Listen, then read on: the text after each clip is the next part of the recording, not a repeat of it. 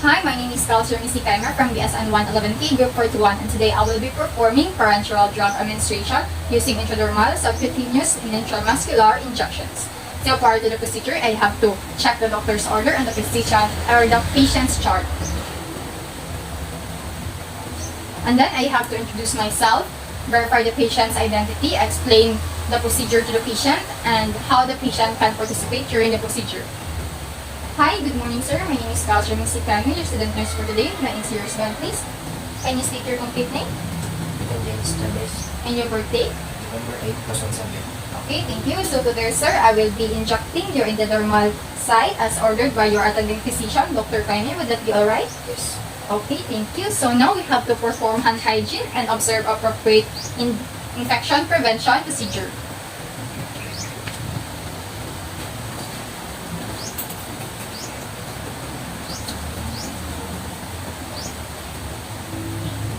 And then we have to arrange the medication card on the hypodermic tray along with the corresponding drug.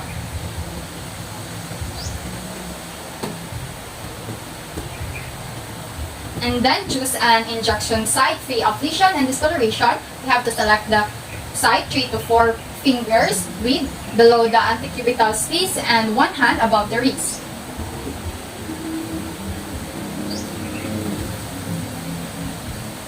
And also, we have to position the patient's arm so that his elbow and forearm are supported in a flat surface.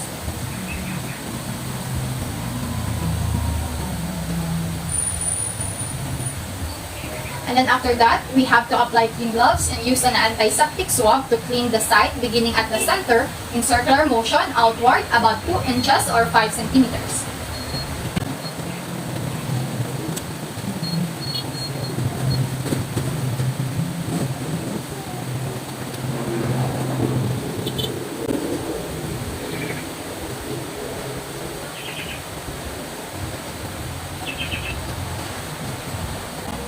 And the next is we have to remove the cup. Hold the syringe between the thumb and forefinger of your dominant hand with the bevel of the needle pointing up.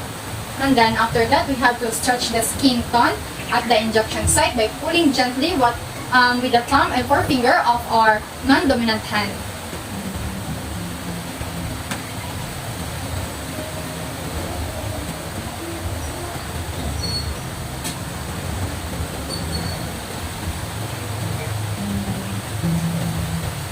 And then we have to pull the needle very close to the patient's skin. Insert it slowly at 5 to 15 degree angle until you feel a resistance, and then advance the needle up to the epidermis about 1/8 or 3 millimeters.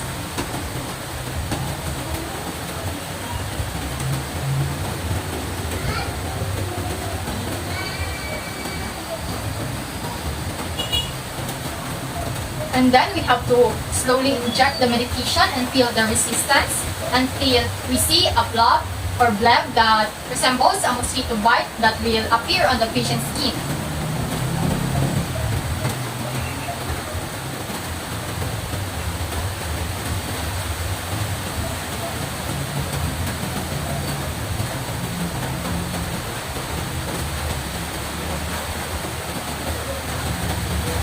And then after that, we have to withdraw the needle at the same angle that it was inserted and pat dry cotton ball and do not massage.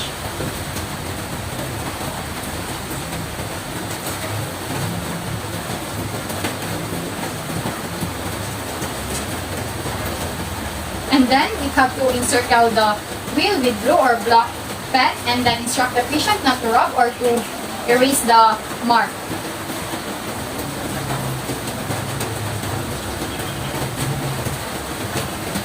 Okay sir, so I advise you not to rub this encircled part of your hand, and as much as possible, do not erase it, alright? Okay. So next is we have to assist the patient to a comfortable position and indicate the site and due time for reading.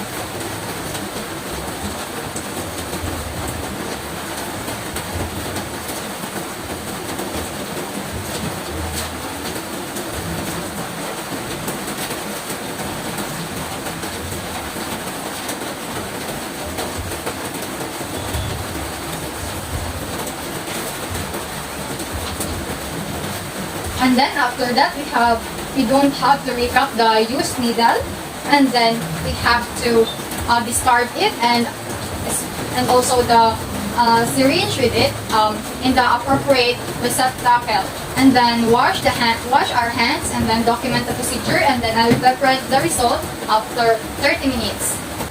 So now for subcutaneous injection, first is you have to check the doctor's order on the patient's chart. And then next we have to introduce ourselves to the patient, verify the patient's identity, explain the procedure, and how the patient can participate. So sir, hi. My name is Catherine Skyma, your student for today. I see your wristband, please, sir. Can you state your complete name? 20 Esteves, And your birthday? November 7, 2008. Okay, thank you. So today, sir, I will be injecting your subcutaneous site as ordered by your attending physician, Dr. Kaino. Will that be alright? Yes. Okay, so now we have to perform hand hygiene and observe appropriate infection prevention procedure.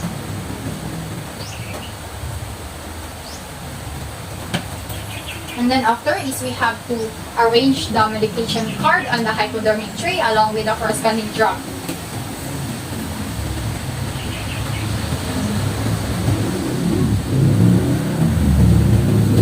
And then now we have to discuss with the patient the purpose of the medication, its action, and possible adverse effect. We have to allow patient to ask questions and find out the last injection was given.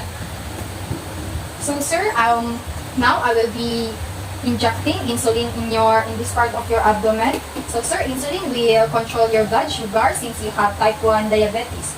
Is that alright, sir? Do you have any questions, sir? So if you don't have any questions, sir, may I ask when was the last time you were injected? 2021. Okay. Okay, thank you.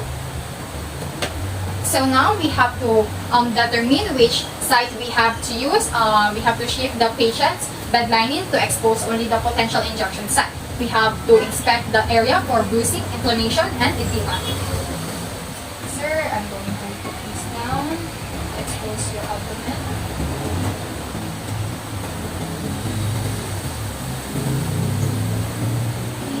So now we have to palpate the site and avoid any area that is tender. To make sure that we have the right size needle, we have to use our thumb and forefinger to grasp a skin fold of tissue at the injection site. We have to measure the fold from top to bottom and then check to ensure that the needle is about half as long. Does this hurt, sir? Okay. So I'm just gonna push, sir. Alright. So now we have to place the patient in a comfortable position and ask the patient to relax the area that we are going to inject. Okay, sir, so are you comfortable in your position? Alright, so sir, when I inject you, just please relax your stomach or your belly. Okay, thank you. So now we have to apply clean gloves and clean the site with an antiseptic swab in a circular motion starting from the center to outward.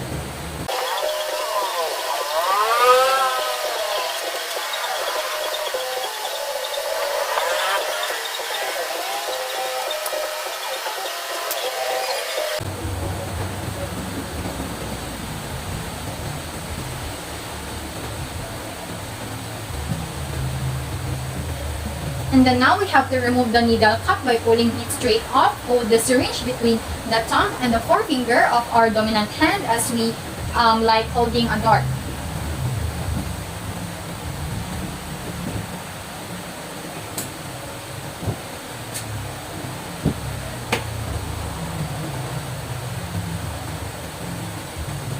And then after that, we have to insert the needle quickly and firmly at 45 to 90 degrees angle. We have to release the pinch skin, rest our non-dominant on the patient, and then move our dominant hand at the end of the plunger and slowly inject the medication over several seconds. And we have to retain our grasp on the syringe to keep it still.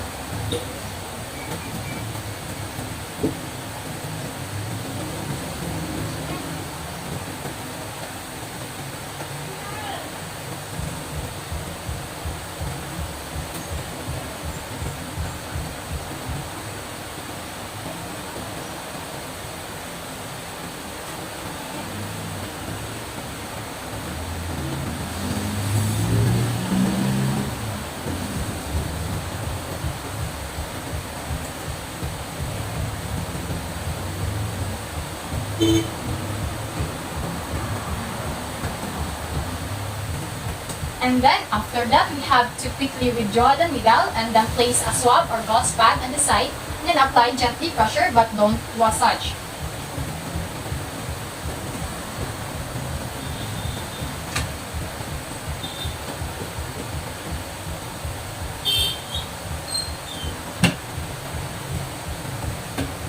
And then now we have to place the patient in a comfortable position and then document the procedure and then record the time and amount of the drugs on medication sheet.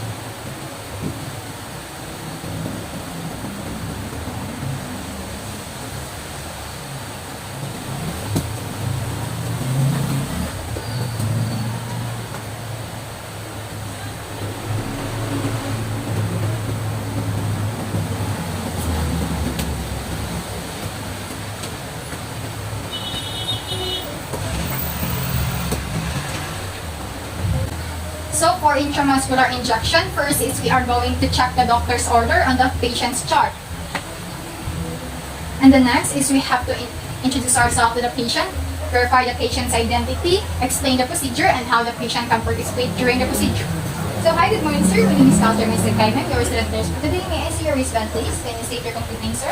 Kevin James Chavez, Your birthday? November 7, 2008. Okay, thank you. So sir, today your attending physician, Dr. Kaiman, has prescribed you with morphine sulfate and will be injected in your intramuscular site. Would that be alright? Okay, thank you. So now we have to perform hand hygiene and observe appropriate infection prevention procedure.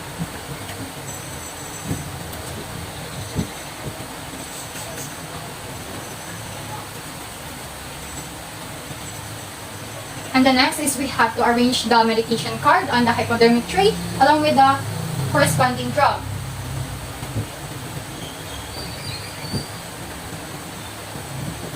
And then now we have to select an appropriate site for the injection. Valgus, lateralis, and deltoid muscle are possible sites for intramuscular injection. And then we have to examine the integrity and amount of patient's muscle mass and palpate the muscle area for tenderness. And tenderness are not suitable for injection site. And then we have to inspect the area for bruising, inflammation, and edema. If the skin shows bruises or inflammation, we have to use other site. So we have to help the patient find the comfortable position that will accommodate the injection site we have chosen. And then we have to expose only the portion of the body. Okay, sir, can you turn to the left side, sir?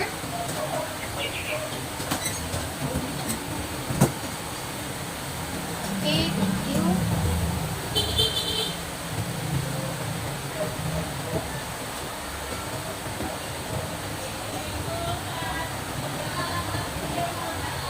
So sir, does it hurt when I press this part? Okay, no. Right? So now we have to apply clean gloves and use anatomical landmarks to find the site again.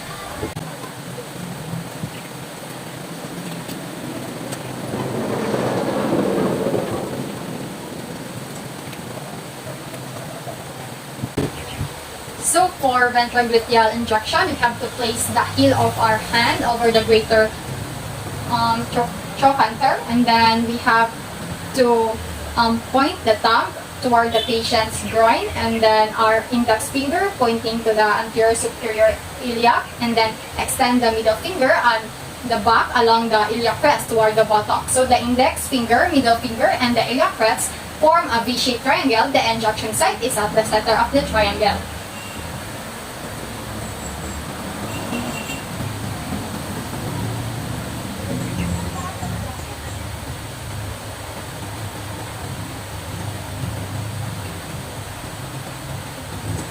Okay, so now we have to disinfect the injection site in a circular pattern from inner to outer for about 2 inches.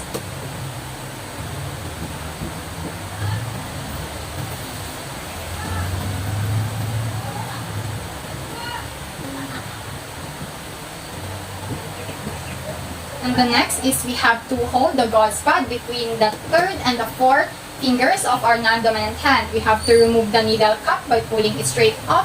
Hold the syringe with the thumb and the forefinger of our dominant hand as we are holding a door.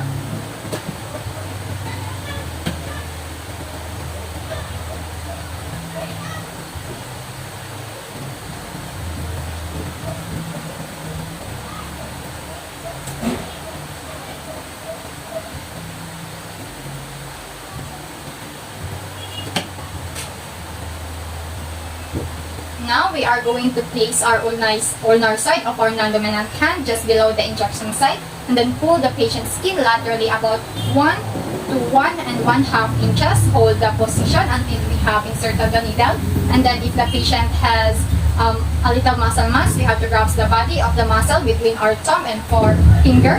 And then with our dominant hand, quickly first the muscle at a 90-degree to the skin, and then continuing to pull the skin taut with our non-dominant hand.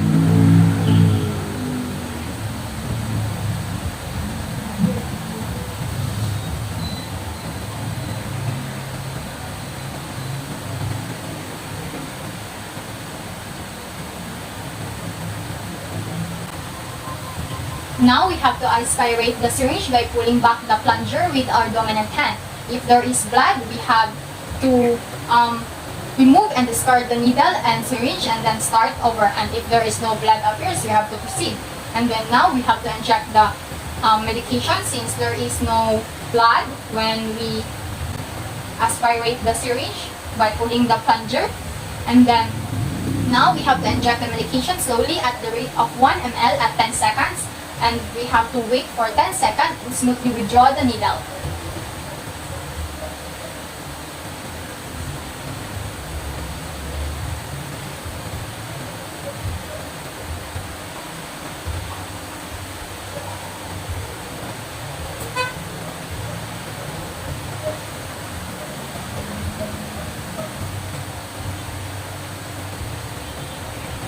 Now we have to release the skin and place a gauze pad on the side. And then we have to apply gentle pressure, but we don't need or we should not massage the area.